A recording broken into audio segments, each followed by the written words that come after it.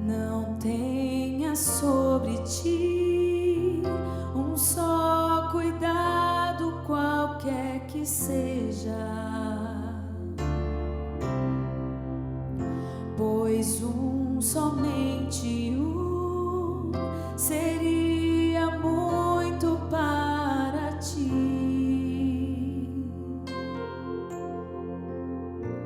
É meu, somente meu, todo o trabalho, e o teu trabalho é descansar em mim. É meu, somente meu, todo o trabalho, e o teu trabalho é descansar em mim.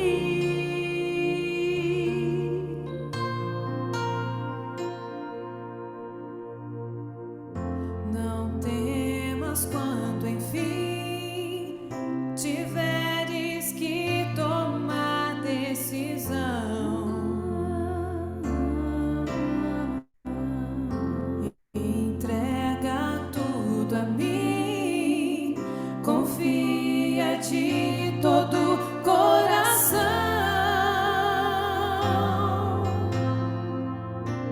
É meu, somente meu, todo o trabalho, e o teu trabalho é descansar em mim. É meu, somente meu, todo o trabalho, e o teu trabalho é descansar em mim. É meu, somente meu, todo o trabalho, e o teu trabalho é descansar em mim. É meu, somente meu, todo o trabalho, e o teu trabalho é descansar em mim.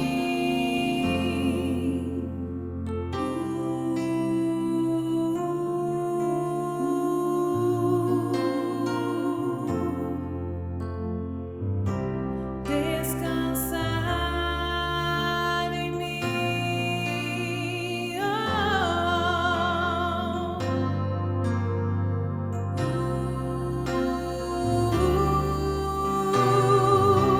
É meu, somente meu, todo o trabalho, e o teu trabalho é descansar em mim.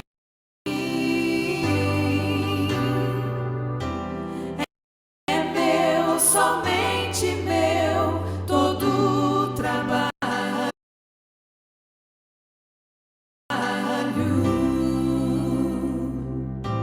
e o teu trabalho é descansar em mim.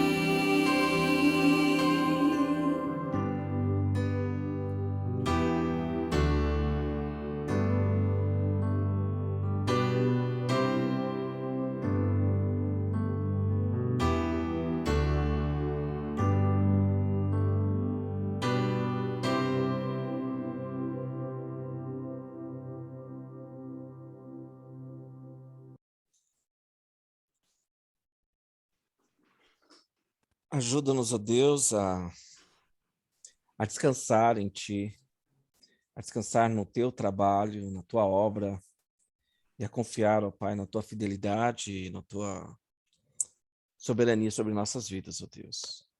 Nos dá um tempo frutífero hoje à noite, que possamos nos encorajar, nos fortalecer e ouvir de Ti, ouvir Tua voz e aprender de Ti, por meio da Tua palavra e pela história de Felipe, do Etíope, esse encontro seja realmente algo que fortaleça e enche os nossos corações. É o que eu te peço em nome de Cristo. Amém.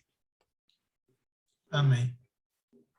Muito bem, gente. Vamos lá. Hoje vamos terminar o capítulo 8 de Atos, né?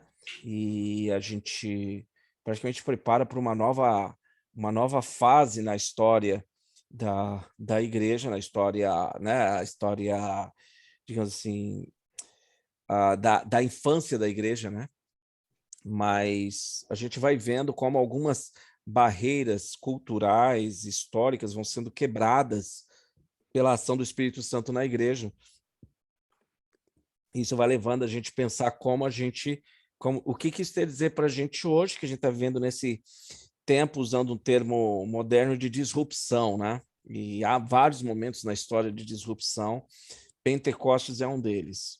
Pentecostes seria um dos momentos de disrupção da história. Imagina, o mundo ocidental é criado a partir de Pentecostes. É muito importante a gente pensar. O mundo como a gente tem hoje, né? O mundo como a gente pensa e como a gente vive hoje. A gente vai falar mais sobre isso aos poucos. Mas eu queria ouvir vocês primeiro, se vocês conseguiram fazer a leitura, suas impressões do texto e, né, percepções e aprendizados. Robert. Nossa, Sam, várias coisas, né, várias questões me saltou aos olhos aqui, assim, né? E a primeira é um anjo aparecer para Felipe, né, e orientar ele o que devia fazer. Ainda não é muito comum a gente ver isso aqui. Eu não tinha visto ainda, não me lembro. Além dos anjos dizendo assim, por que vocês estão olhando para o céu, né? Ele não está mais aqui. Falando na hora de que Cristo, além daquele momento, eu não vi nenhum anjo participando desse momento de Atos até aqui. É o primeiro momento que eu vejo um anjo orientando Felipe. Isso é um primeiro momento que me chama a atenção, porque esse trecho tem algumas coisas assim bem que saltam aos olhos. É o anjo que aparece para orientar o Felipe. A segunda coisa é o etíope buscando a Deus, né? Mas da onde que ele está? Por que ele está buscando a Deus? Né? É uma questão assim, da onde ele tem essa... Eu não entendo, mas isso que eu não entendo que eu estou buscando, né? Por que ele tem essa iniciativa, que é algo que também assim não me responde o texto, pelo menos, aparentemente, mas assim, né? Ele já está buscando, e aí o Felipe vem e revela, né, para ele, né, sobre esse Deus, sobre o Cristo.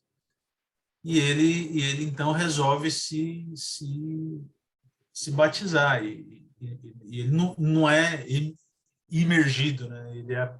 Mas ele acredita, ele quer ser batizado, e isso acontece. Então, para mim, isso tem um simbolismo muito grande.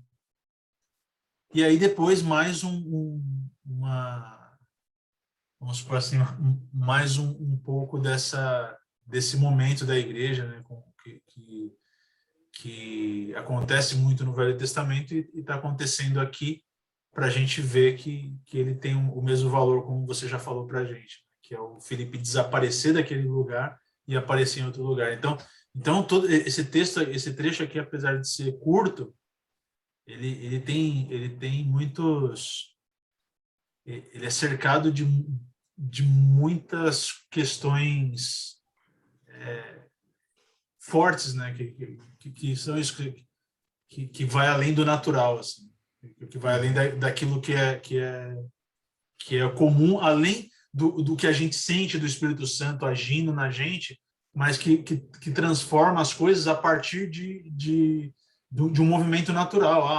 O Saulo lá dispersando para que a igreja pudesse chegar a outros lugares.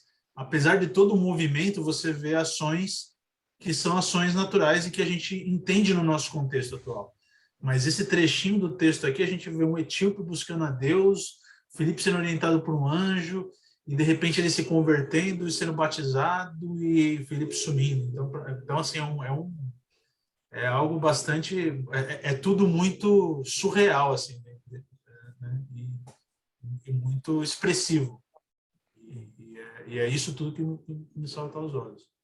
Mas principalmente, se eu fosse tentar resumir, é o etíope buscando a Deus. Isso assim, né? Porque ele está buscando a Deus. E a conversão dele é buscando da maneira mais rápida possível. Ó, ali tem uma bica, então você pode me batizar ali porque eu quero isso. É isso que eu estava buscando. Então, é assim que eu vi o texto. Bom, a gente já conversa mais sobre ele daqui a pouco. Alisson. Não estou no mudo. Bem, para mim, assim, a minha compreensão, né, é que após o Pentecoste, a missão de Deus era que se propagasse a palavra pelos quatro cantos do mundo. E não analisei geograficamente, mas me parece que os etíopes eram um povo muito distante. Me chamou a atenção que esse cara era um eunuco, para mim isso é muito importante, e ele era o guarda dos tesouros da rainha etíope. E era uma pessoa importante, mas era uma pessoa que tinha tudo e não tinha nada, porque ele não tinha herdeiros, ele nunca poderia ter herdeiros. Então, quais seriam os filhos dele no mundo? E a passagem que ele estava lendo foi certeira, porque ele fala exatamente isso. Quem pode falar de seus descendentes? Pois sua vida foi tirada da terra. Então, assim, quando ele perecer, o que vai ficar dele? Quais serão os filhos deste homem tão rico e poderoso? E o anjo colocou Filipe para fazer uma função. Cara, vai lá, batiza esse cara e some da vida. Você já fez o que tinha que fazer. Então ele foi lá, ele achou o cerne daquele etíope, ele chegou no coração dele e o etíope então descobriu qual era o filho dele. O filho dele era a palavra do Senhor pelo resto do povo dos etíopes. E assim que ele realizou a missão dele, do Filipe, o Filipe foi direcionado para um outro caminho onde ele poderia ser útil. Para mim foi isso. Eu tentei ler um pouco a passagem da Bíblia lá, do Isaías, mas o trecho que eu li não me passou muita coisa, né? Eu acho que eu precisava ler um pouco mais para entender o contexto completo. É isso. Muito bom, Alisson. Muito bom. Obrigado. Humberto.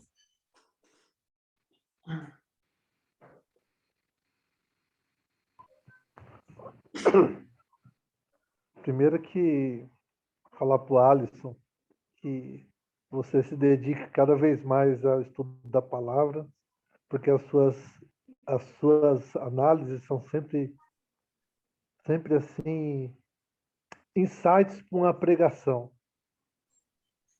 Insights para uma pregação. Depois que você tem um insight, aí você se debruça em cima da Bíblia e aí você faz aquela pregação. O insight você já tem. Você sempre faz umas colocações que faz a gente pensar bastante. Não que o Robert não faça também, é sensacional também.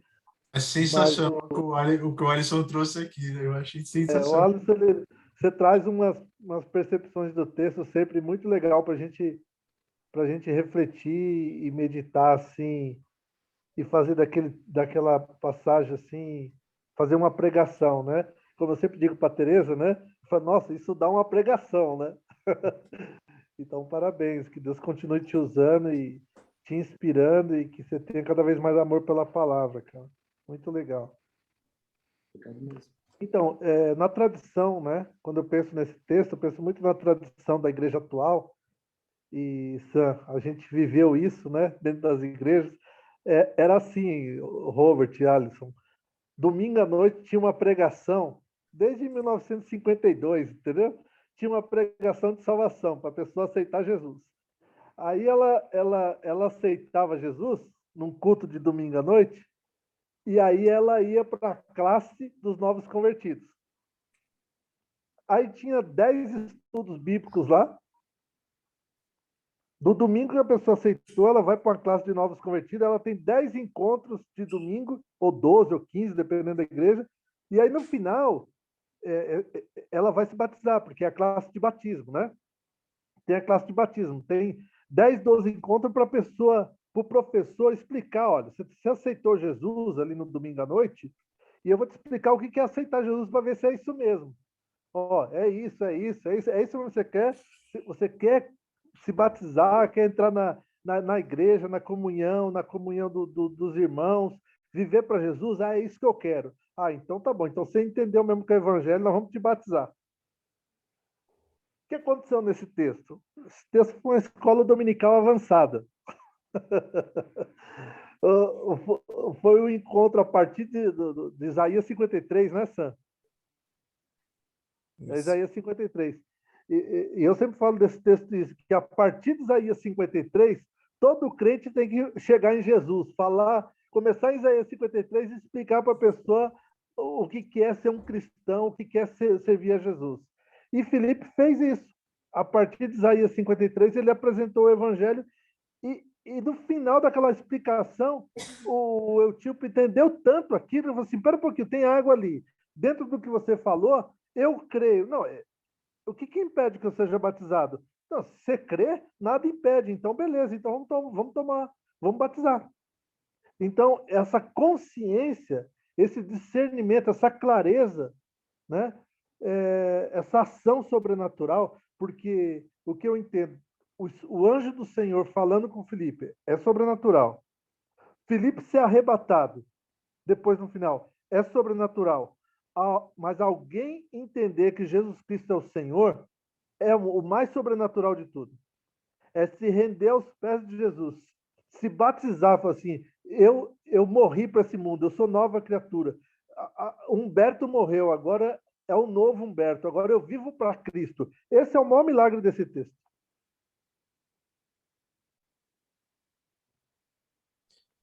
Muito bom. É isso. Isso aí. Vamos para os pedidos de oração. Já teve 3 pregações aqui. Só não tem que responder as perguntas do Robert, senão a gente já terminava aqui. Mas muito bom, gente. É isso aí. Muito legal as perspectivas. Eu só não vou responder as perguntas do Robert, que ele desligou a câmera, então acho que ele foi fazer outra coisa. Então. Não tem direito à resposta. Não, não tem. Não tem direito à resposta. Desligou a câmera, perdeu. E não tá focado aqui. Entendeu? Não sei se está tendo jogo do Corinthians hoje, o que está acontecendo. No começo, aí que tá aqui, né?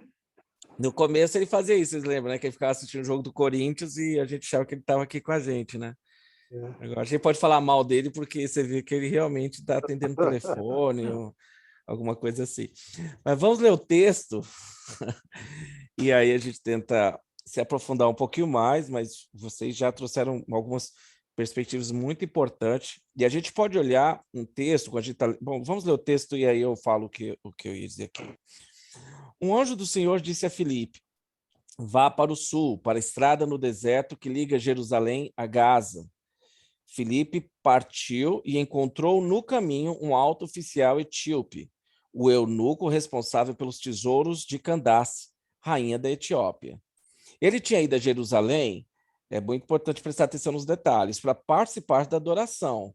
E estava no caminho de volta, sentado em sua carruagem. Lia em voz alta o livro do profeta Isaías. Então o Espírito disse a Filipe, aproxime-se e acompanhe a carruagem. Filipe correu até a carruagem e, ouvindo que o homem lia o profeta Isaías, perguntou-lhe, o senhor compreende o que lê? O homem respondeu, como posso entender sem que alguém me explique? E convidou Filipe a subir na carruagem e sentar-se ao seu lado.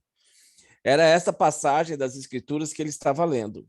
Ele foi levado como ovelha para o matadouro, como cordeiro mudo diante dos tosqueadores. Não abriu a boca. Foi humilhado e a justiça lhe foi negada. Quem pode falar dos seus descendentes? Pois sua vida foi tirada da terra.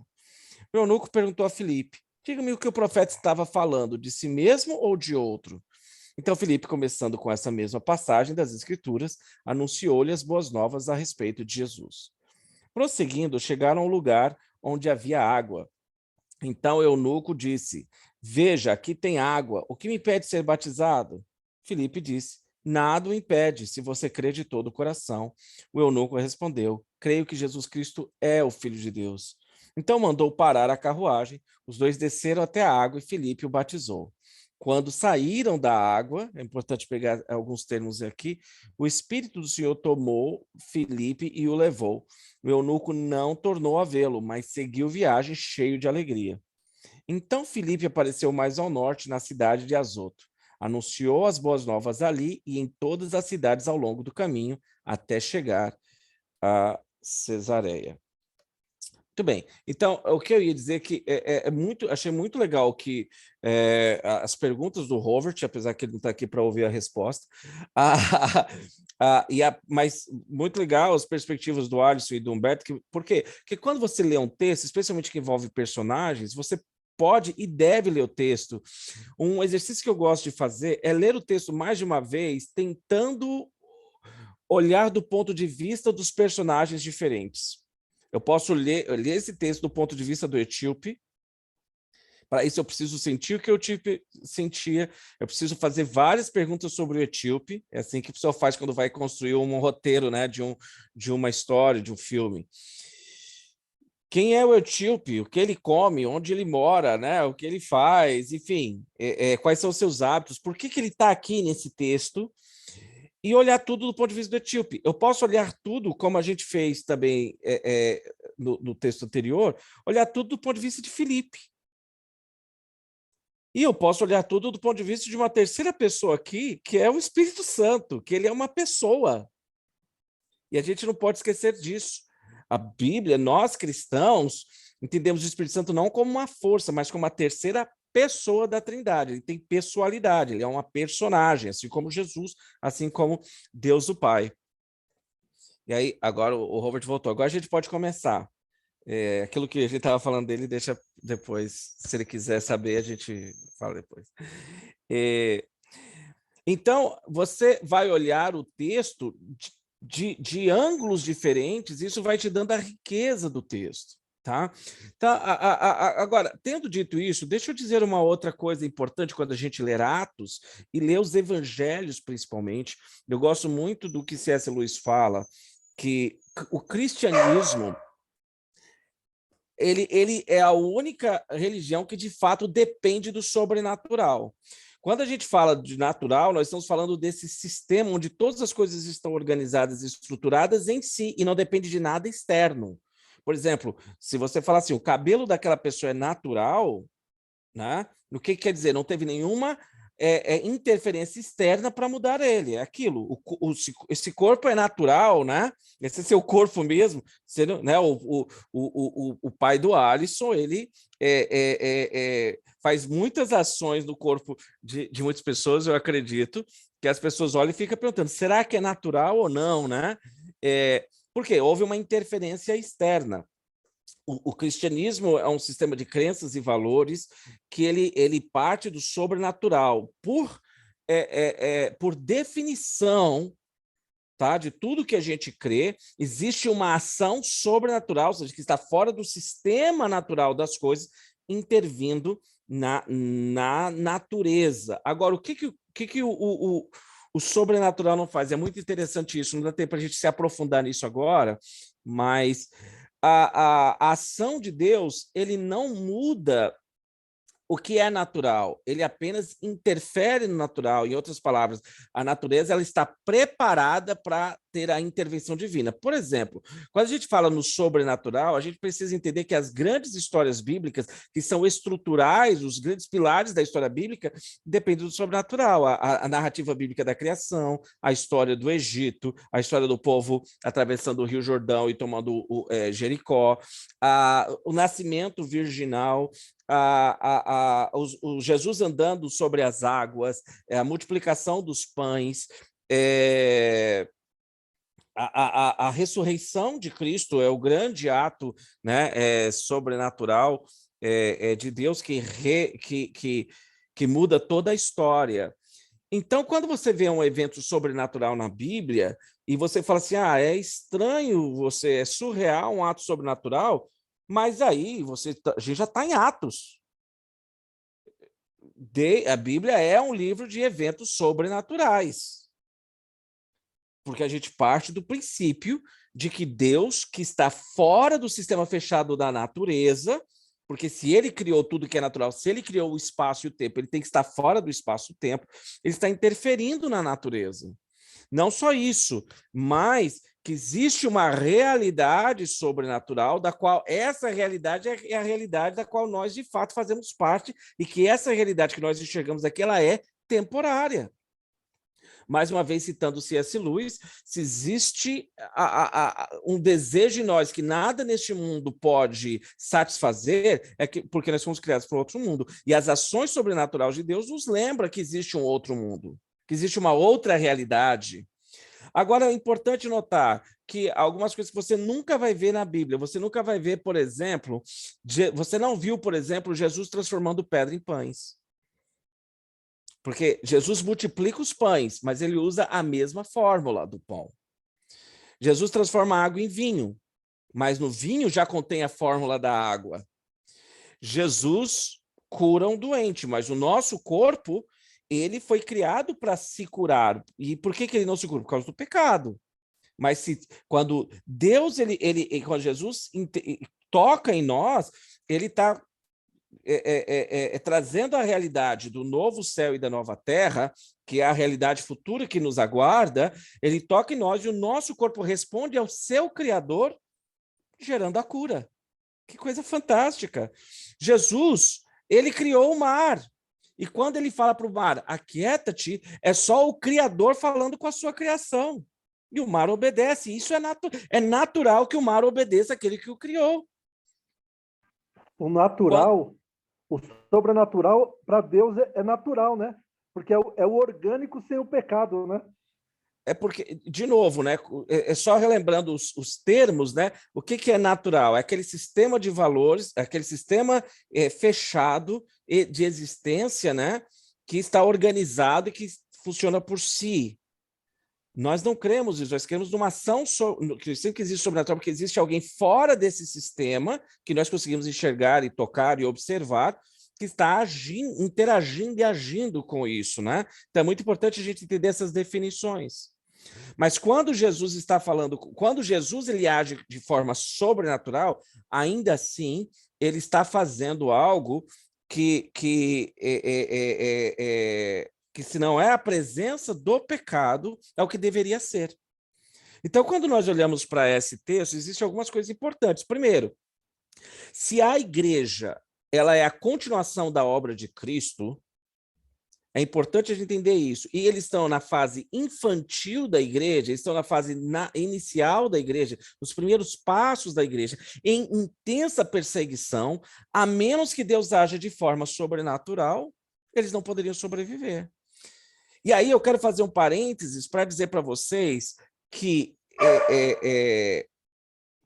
porque você pode perguntar, será que isso é algo exclusivo daquela primeira fase da igreja, porque precisava dos sinais? Não, é fase exclusiva de uma situação, é algo exclusivo de uma situação que era necessário para que a igreja sobrevivesse, uma questão de vida ou morte. Uma história que nós tivemos contato, né, é muito interessante, de um grupo de missionários atuando na Índia, e esse missionário americano estava trabalhando ali numa região da Índia de muita perseguição. Então, se você vai ser missionário num desses países, depende da região que você está, você vai fazer um monte de projetos sociais, você vai fazer um monte de trabalhos de empreendedorismo, mas você tem que ter muito cuidado e pensar muito bem antes de falar de Cristo para alguém. Então, você vai criando os relacionamentos, cria um relacionamento muito profundo. Quando você vê que o negócio está seguro e você ajudou tanto e cuidou tanto daquela pessoa, que aí você começa as conversas. Porque senão você vai ser morto. E esse cara está em casa um dia, num tempo de intensa perseguição religiosa, e nessa região, os muçulmanos, eles odeiam de uma forma pesada os cristãos, né? Um cara chega e bate na porta dele, e ele abre a porta e ele percebe que é um líder muçulmano, e ele falou, cara, o coração dele já, né, congela, né? Ele já fica ali morrendo de medo. O que esse cara veio fazer aqui? E ele falou, você que é o missionário cristão? E ele falou, o que eu vou responder agora? Se eu falar alguma coisa, vai me matar, né? É você ou não é? Eu preciso saber. Por quê? Não, porque ontem eu estava em casa e um homem apareceu para mim, um homem vestido de branco, e esse homem apareceu para mim, e ele disse, eu sou o Nazareno, e ele tinha marcas nas mãos, e ele disse, você vai até tal cidade, e você vai conversar com tal pessoa, e ele vai explicar para você quem eu sou. Eu falei, isso deve ser pegadinha. Lembrando que em certas regiões da Índia e do Oriente, há muitas pessoas que jamais ouviram o nome de Jesus. E ele ficou assim, mas ele falou, bom, e Deus falando no coração dele que ele tinha que falar de Cristo para esse homem. E ele tomou coragem e falou de Cristo para ele, contou a história do evangelho e tudo. Esse homem terminou de ouvir e foi embora. E ficou dias sem ele ouvir notícias sobre este homem. Passado algumas semanas, esse homem volta com mais 40 pessoas. E o Vicente fala, puxa, agora que ele vai me matar, e vai ser feio o negócio. E era um cara sem quase expressão nenhuma, ele chegou, e aí ele chega lá, e ele diz, eu vim aqui, eu trouxe eles para você contar para eles a mesma história que você me contou. Ele conta a história para esses homens vão embora, e nunca mais ele sabe sobre essas pessoas. O pastor presbiteriano Ronaldo Lidório, ele foi missionário em tribos africanas por muitos anos, ele é brasileiro, se você pode achar os vídeos dele no YouTube, é um cara incrível, um pensador profundo, um cara estudioso que conhece de línguas e uma série de coisas. E ele está fazendo um trabalho no meio das tribos, e o trabalho, quem trabalha em meio de tribos vai ter que estudar a língua, entender a língua, é um trabalho que leva muitos anos para você entender aquela cultura daquele povo, para você se comunicar com eles e falar sobre qualquer coisa.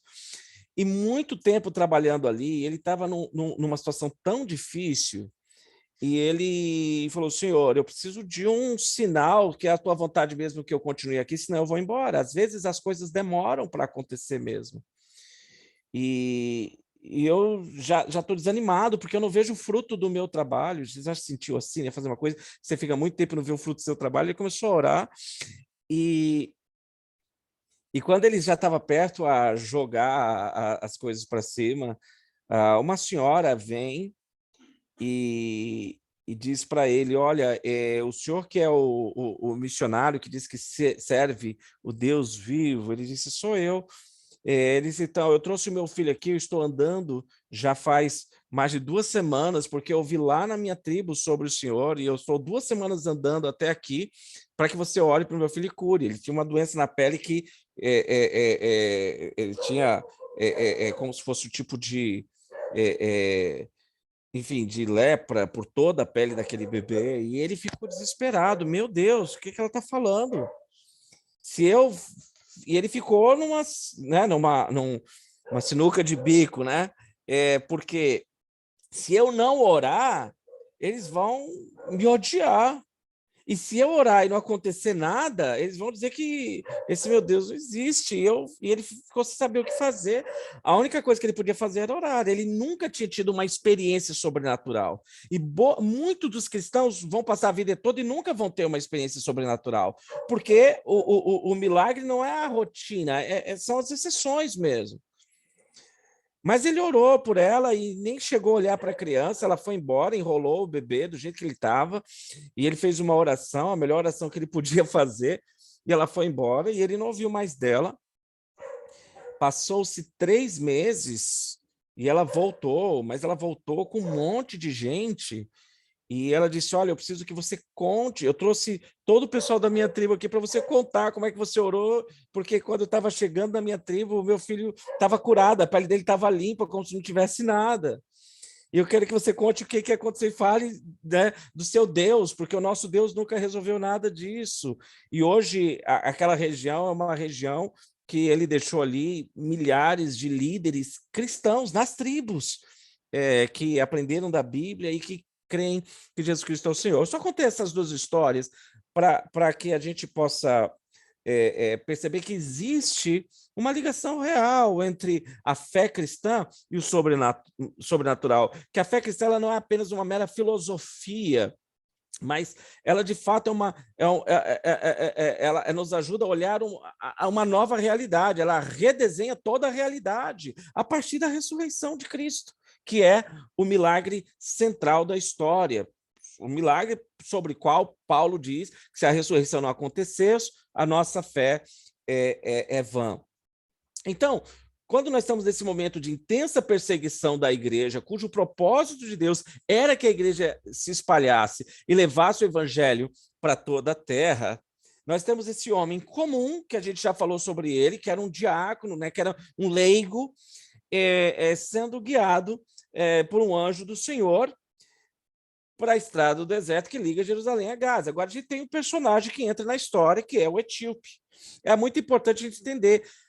A Etiópia, se você estudar sobre a cultura etíope e a cultura de Israel, você vai ver que existe agora, tem tido um movimento muito grande de etíopes indo para Israel, porque são etíopes que se identificam como israelitas. A tradição diz que são filhos de Salomão com a rainha de Sabá, que guardaram a tradição judaica por muitas gerações. E hoje eles encontraram, inclusive, tribos isoladas que guardam as leis de Moisés, guardam o sábado, guardam toda os rituais, as tradições de Israel, e está tendo uma ação grande. Teve um homem, eu esqueci o nome dele agora, mas que inclusive foi homenageado em Israel pelo trabalho chamado Operação Êxodo, onde ele trouxe muitas pessoas da Etiópia para Israel, eles estão sendo integrados na comunidade de Israel ali, porque eles se identificam como Israel, eles são circuncidados, eles guardam as leis judaicas e foram ali para Israel e estão sendo integrados como cidadãos judeus. Então, há um movimento assim, inclusive em vários lugares do mundo. E o etíope, independente se ele era dessa tradição ou não, desses grupos ou não, o fato é que quando a gente olha a Atos capítulo 2, e nós vimos o que aconteceu em Pentecostes, é importante a gente lembrar que tinha gente de vários lugares do mundo que eram ou judeus ou convertidos ao judaísmo que foram para o Pentecostes. Lembra disso? Muita gente foi para o Pentecostes que era ou judeus ou convertido ao judaísmo. Nem todas essas pessoas participaram do evento de Pentecostes e ouviram Pedro pregar, mas eles estavam ali. E foi o que o etíope esse eunuco tinha ido fazer. Por que ele era eunuco? Porque ele trabalhava para a rainha. Então, era a maneira que o rei, né, para ter um homem trabalhando para a mulher dele, para ele se manter seguro, então ele castrava aquele homem para servir a esposa dele. Né? Então, ele era assim que acontecia. E ele cuidava dos tesouros, de toda a riqueza da rainha Candace. Então, ele vai a Jerusalém, provavelmente ele como o Alisson falou, era um homem importante, e ele viaja até Jerusalém para participar, porque provavelmente ele era... o que o texto mostra? Ele não conhecia o texto, os profetas. Então, eu não posso dizer claramente que ele era um convertido ao judaísmo, porque os convertidos ao judaísmo conheceriam o profeta Isaías. Ele não conhecia. Mas nessa viagem, que pode ter sido uma viagem negócio ou uma viagem religiosa, lembra que Jerusalém era a capital religiosa do mundo. Então, Etíope está ali, ele tem acesso à lei e os profetas. Ele tem acesso ao texto.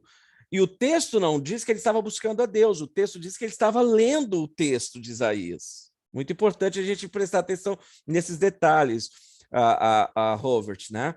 Porque ele está lendo o texto e que ele recebe, que ele tem acesso ali, ou porque ele foi para uma experiência religiosa ali em Jerusalém e recebeu, ou porque ele estava numa viagem e alguém deu para ele o texto, os pergaminhos do Velho Testamento.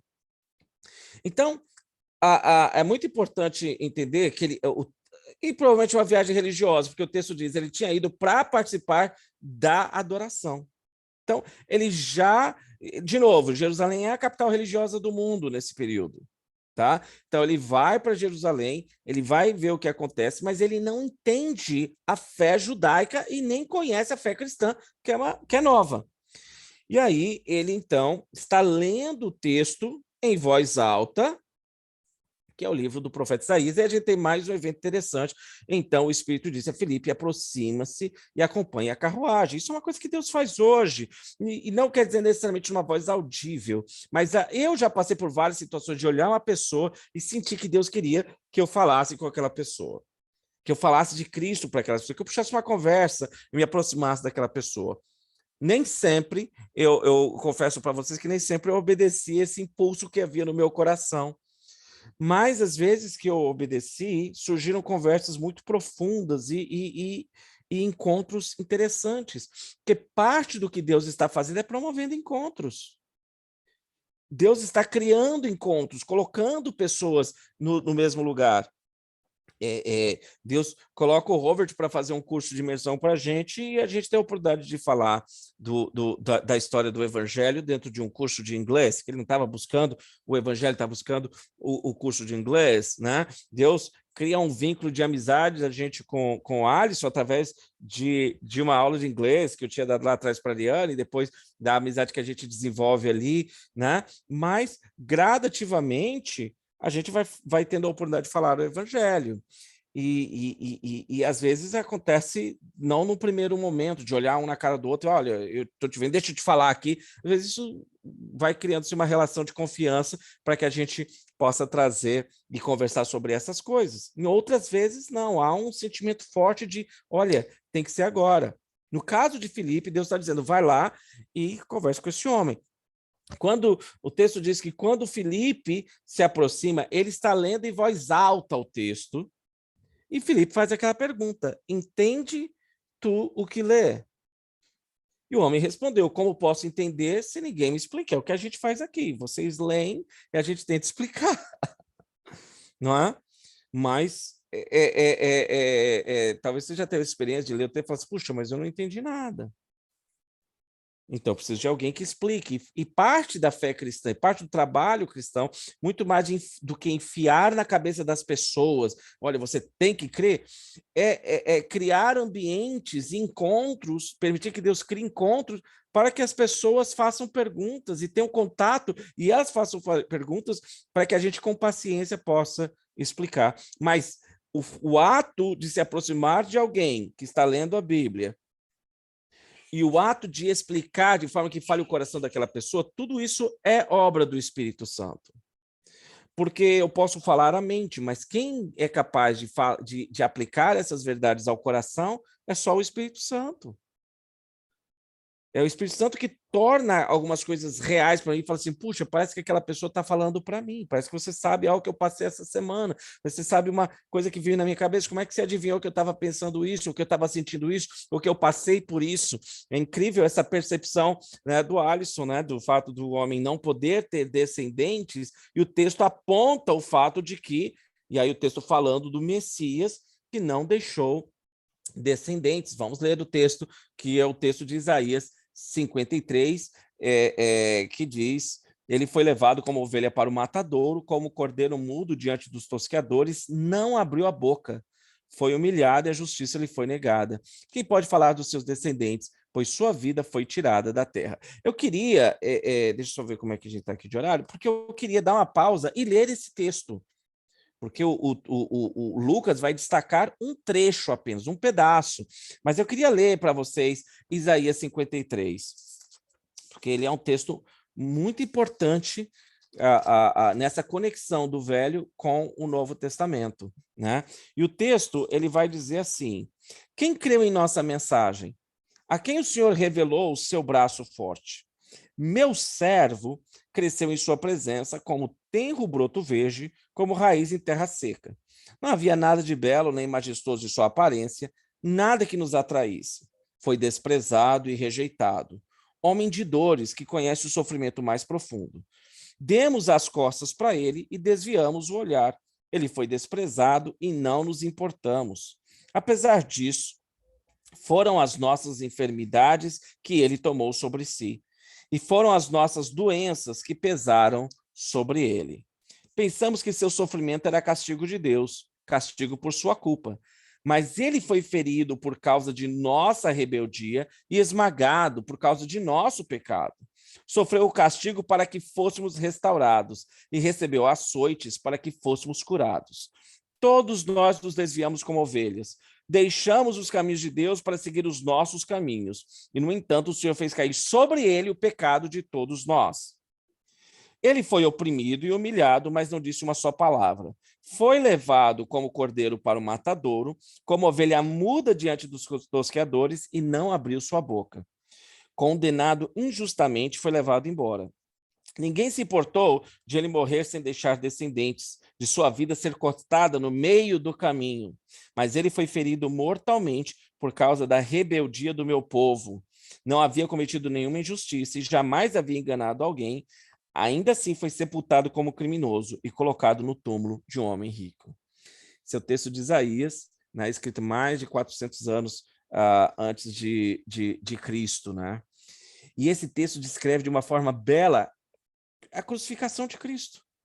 Por muitos anos, esse texto era proibido de ser lido nas sinagogas, porque quando o judeu lia esse texto e lia o evangelho, esse texto descreve Cristo e não tem como Jesus poderia forçar que todos os eventos aconteçam de uma forma tão perfeita como aconteceu, como diz Isaías 53. É uma profecia, isso é algo sobrenatural também.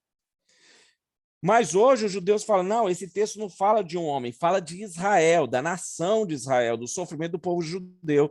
Mas é importante olhar algumas informações importantes aqui. Por exemplo, ele foi ferido mortalmente por causa da rebeldia do meu povo. Quem é o meu povo?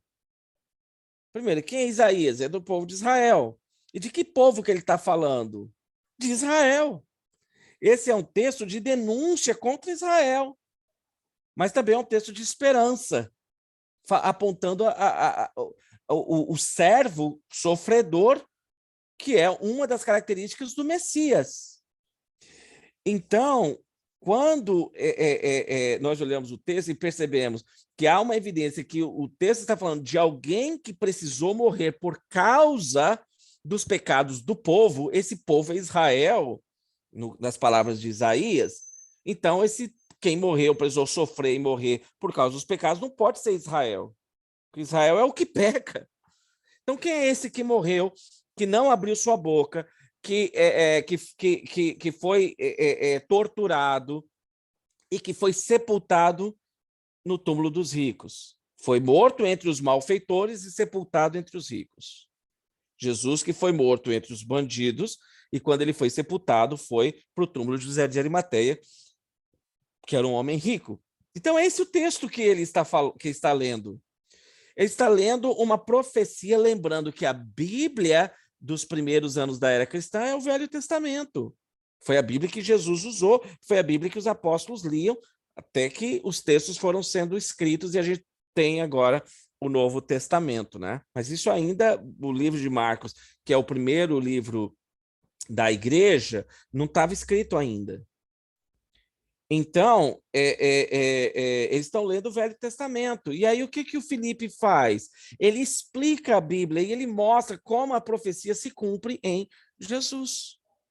Jesus Cristo, falando com os fariseus, vai dizer, olha, vocês leem as Escrituras porque vocês cuidam ter nelas. As Escrituras é o quê? O Velho Testamento. A vida eterna, mas são elas que de mim testificam e, contudo, vocês não querem vir a mim para terem vida.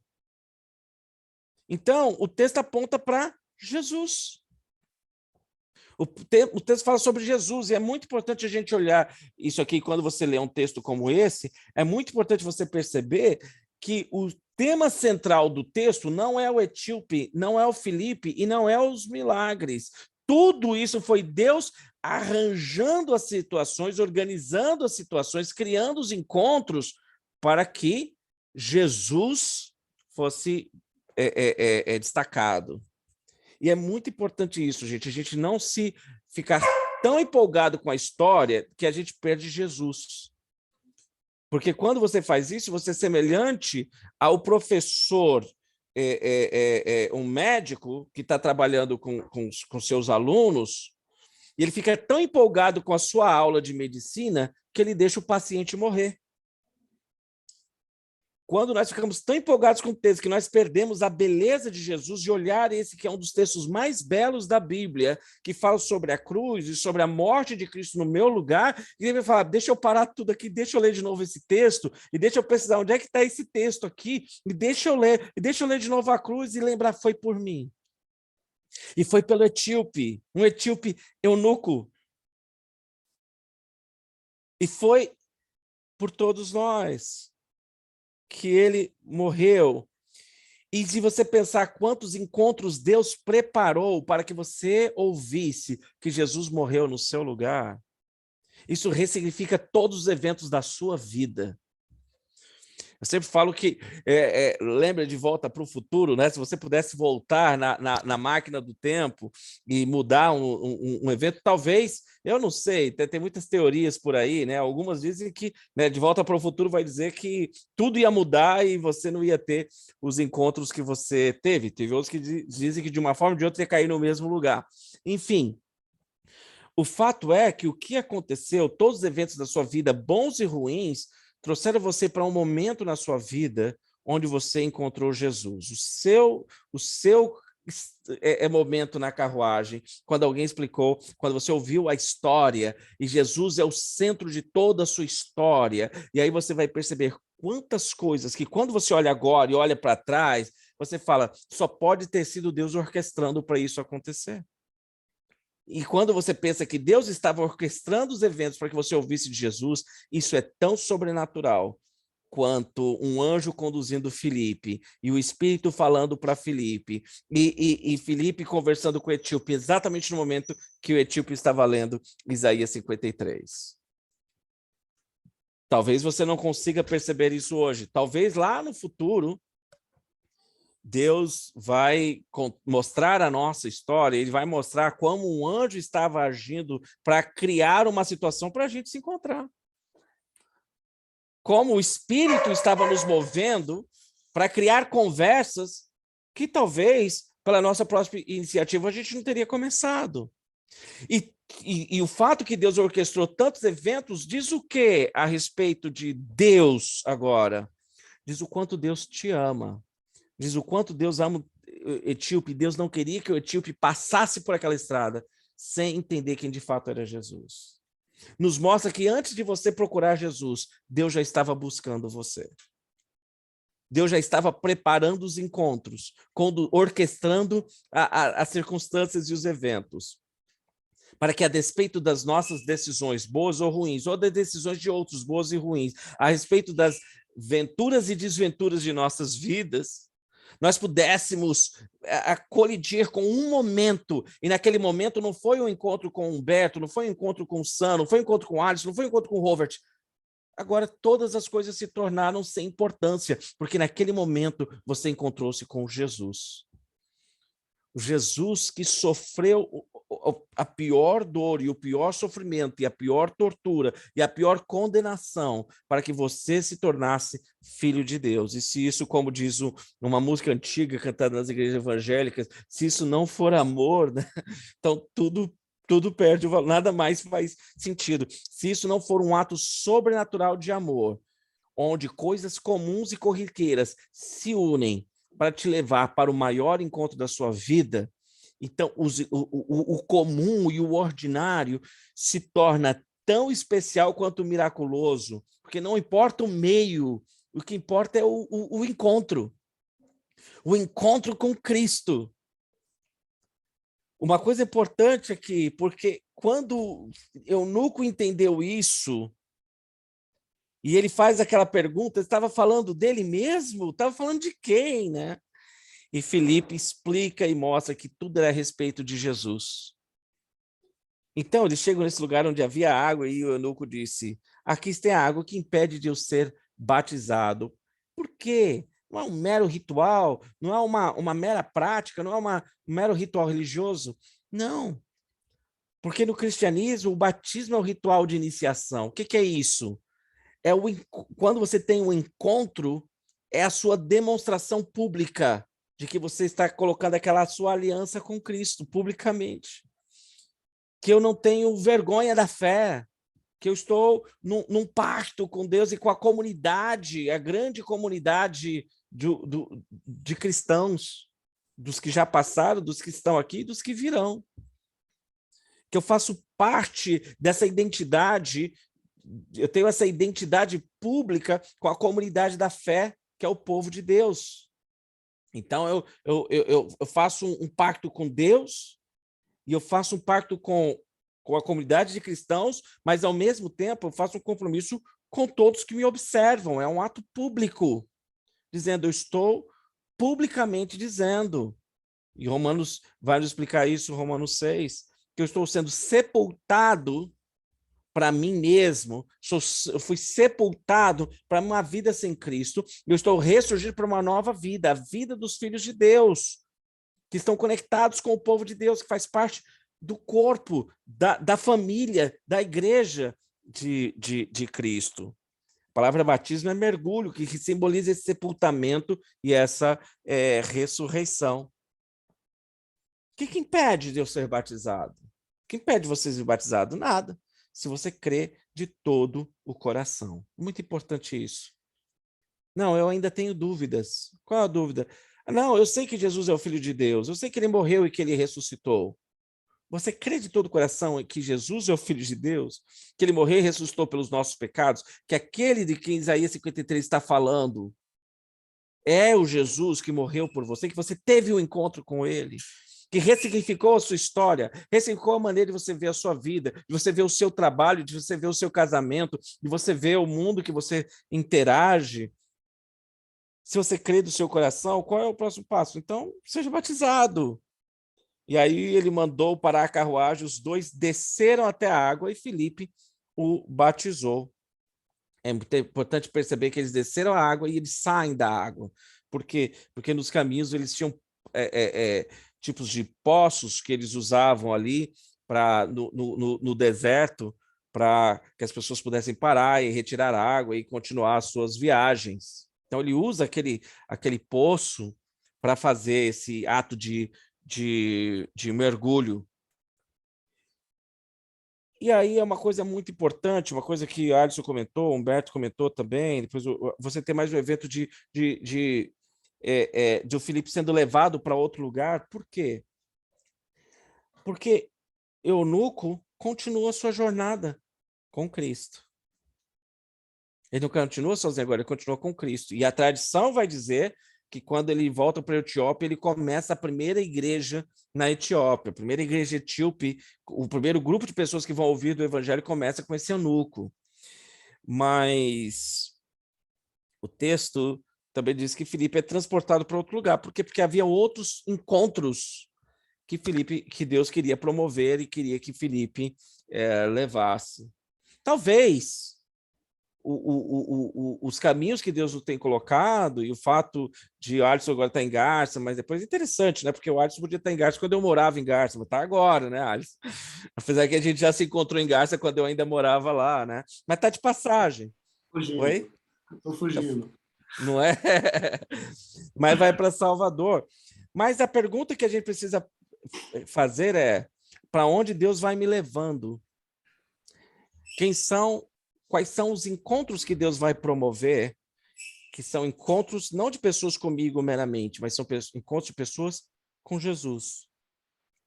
E como eu vou ser parte do arranjo de Deus para promover esse encontro?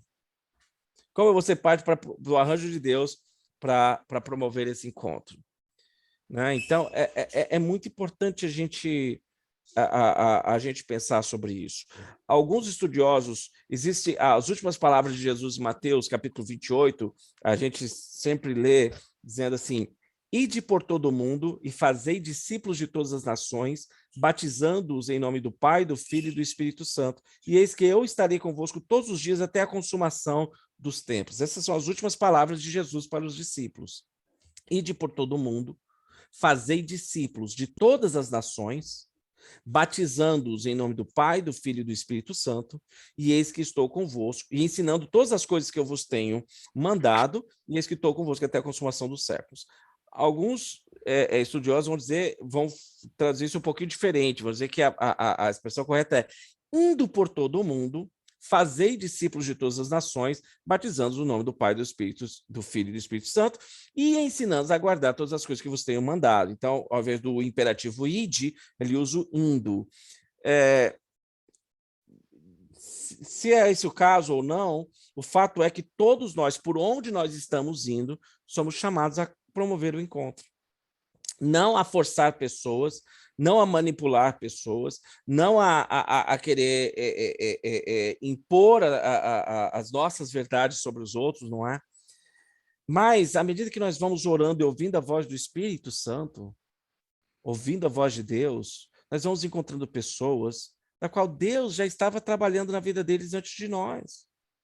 Não é a respeito de mim, não é a respeito de quantas pessoas a gente tem no encontro do mosaico, não é a respeito de ter megas igrejas, é a respeito do que Deus está fazendo no mundo, do amor de Deus pelas pessoas e do fato de que pessoas estão sedentas e procurando uma resposta.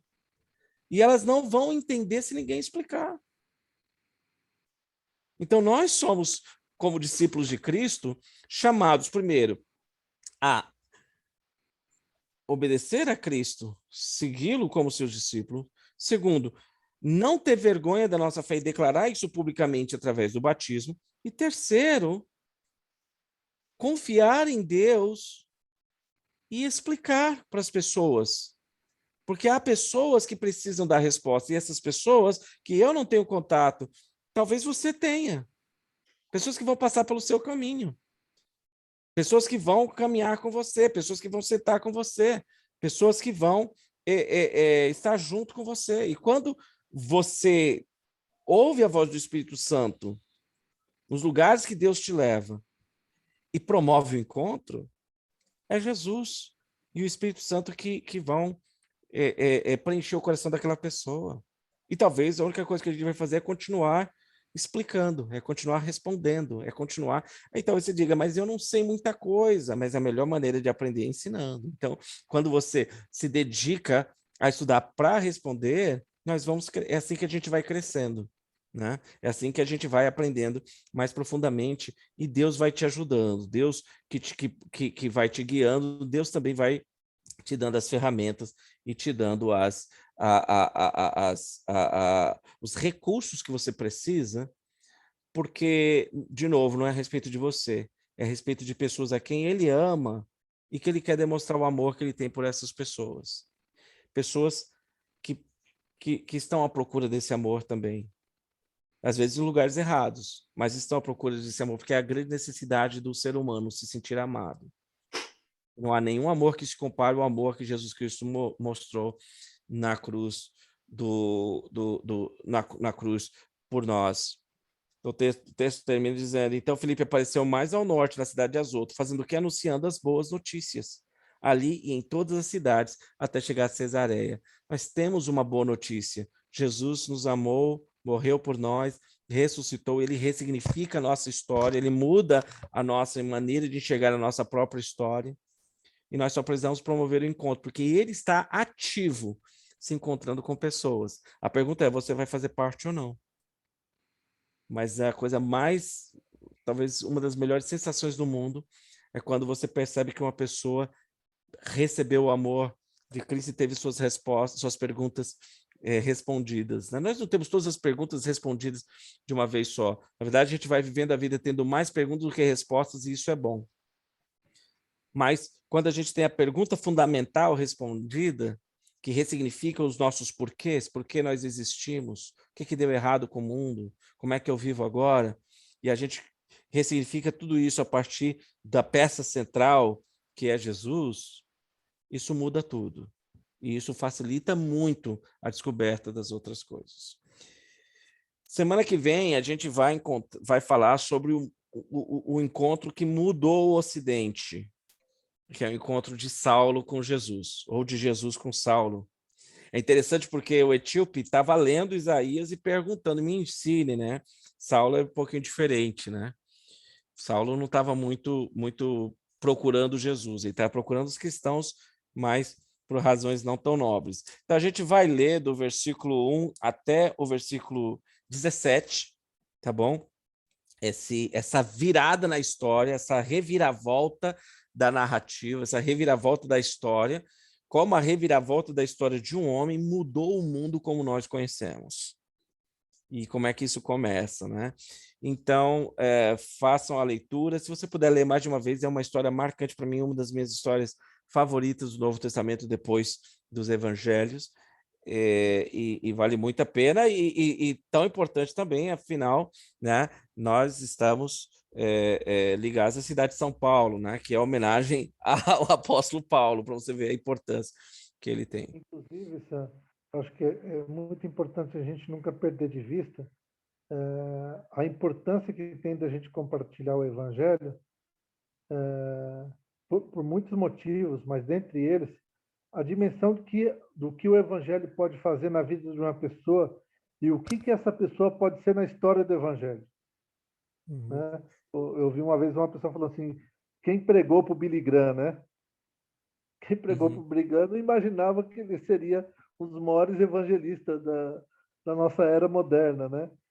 Mas um dia ele ouviu de Cristo e a vida dele foi transformada e ele impactou a vida da igreja em todo mundo, né? Mas um dia alguém falou de Jesus para ele, né? Então, a nossa missão é compartilhar o evangelho, né? Lançar a semente. E o que vai acontecer depois aí é com Deus, né? Compartilhar a boa notícia, né? É isso mesmo. Muito bem, gente. Vamos então para os nosso tempo de pedido de oração e compartilhar nossos pensamentos finais, né? Só falar que a